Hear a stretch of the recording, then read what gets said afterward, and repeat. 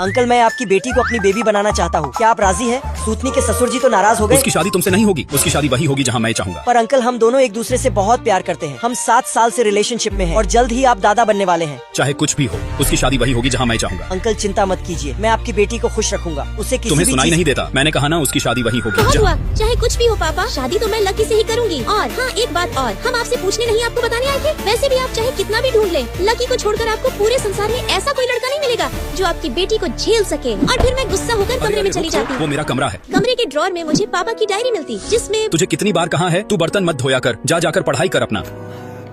शायद अंजलि बिटिया का पेट दर्द कर रहा है। डॉक्टर, मेरी बेटी का पेट बहुत जोर से दर्द कर रहा है।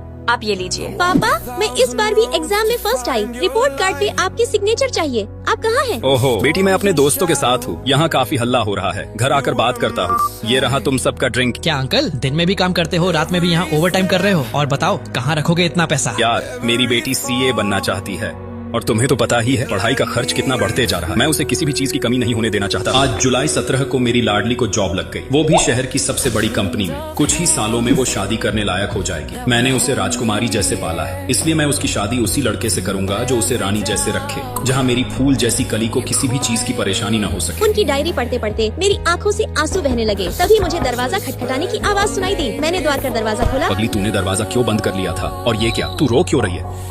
अरे कहीं मेरे कारण? ओह, ये सब मेरी गलती है। मुझे इतना गुस्सा नहीं दिखाना पापा, चाहिए। मुझे माफ कर दो। बेटी घबरा मत, लकी ने मुझे सब बता दिया है। ये लड़की ना, बेटी दरवाजा अंकल, खोल। शायद आपको नहीं पता, अंजलि जिस कंपनी में सीएफओ की जॉब करती है, मैं उस कंपनी का ओनर हूँ। इसीलिए मैं आपको वचन देता हूँ, मैं उसे रानी की तरह रखूंगा। अगर ये बात तुम दोनों मुझे पहले बता देते तो अब तक डिम्बी की शीखों एक ही थे, मैं दादा दादी भी बन जाता। रुको रुको, मैं आ गई। आज हमारा फेयरवेल फोटोशूट होता और मेरी आंखें उस लड़के को ढूंढ रही होती जिससे मैं प्यार तो बहुत करती हूँ, पर कभी उसे बताने की हिम्मत न कर सकी। देख ले, पिछले 4 साल से तो बस देख ही रही है, आज भर और देख ले। जब कॉलेज में मैं उससे पहली बार मिली, मैं रो रही थी। क्या बात है, तुम रो क्यों रही हो? मैंने पहली बार उसे देखा और मुझे लगा जैसे वक्त थम सा गया हो। तुम सुन रही हो?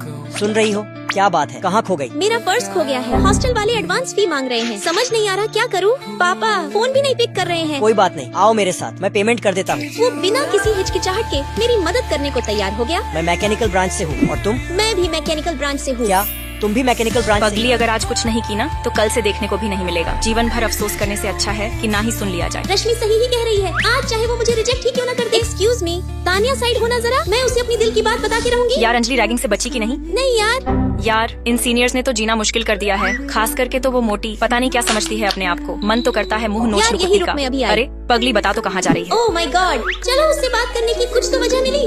कहाँ चला गया ये लड़का? इससे पहले कि वो कैंपस से बाहर निकल जाए, मुझे उसे ये हर हाल में देना होगा। पर वो मेरे सामने से निकल गया और मैं बस उसे देखती ही रह गई। पगली, अगर आज कुछ नहीं की ना तो कल से देखने को भी नहीं मिलेगा। एक्सक्यूज मी, सौम्या इधर आना जरा। अरे वो आ गया, एक काम करती हूँ, अभी दे देती हूँ। लकी, कल तुम्हारा हेडफोन खो गया था ना? देखो, मैं तुम्हारे लिए एयरपॉड्स लाई हूँ। महंगे ब्रांड में कोई नहीं मिल रहा था तो मैंने अपने का ही ले लिया। चलो ना बाहर, ट्राई करके अरे दिखाओ महक, मुझे। रुक तो।